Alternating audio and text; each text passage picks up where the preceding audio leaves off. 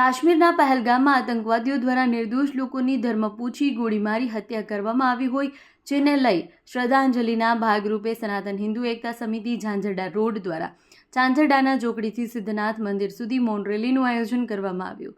મૌન રેલીમાં તમામ ધાર્મિક સંસ્થાઓ, સામાજિક આગેવાન, ઝાંઝરડારો વિસ્તારના વેપારી મિત્રો, વિશ્વ હિન્દુ પરિષદ, બજરંગ દળ, ગૌરક્ષક દળ સહિતના લોકો મોટી સંખ્યામાં જોડાયા હતા.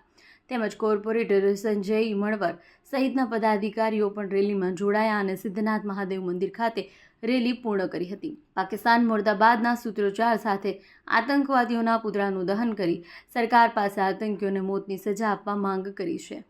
અહેવાલ માં ન્યૂઝ, પરેશ બુદ્ધભટ્ટી, જૂનાગઢ. આજે સનાતન હિન્દુ એકતા સમિતિ દ્વારા ઝાંઝરડા ઉપર મૌન રેલી કાઢવામાં આવી હતી.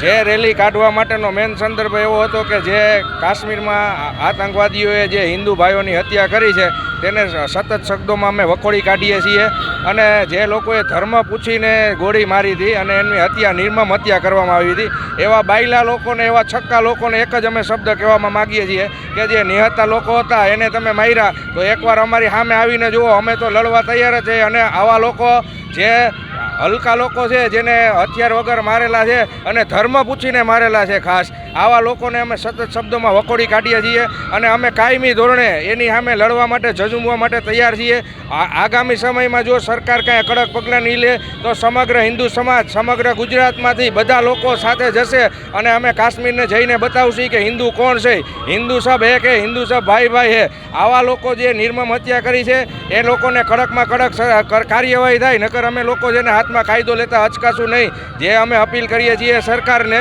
ભારત માતા કી જય.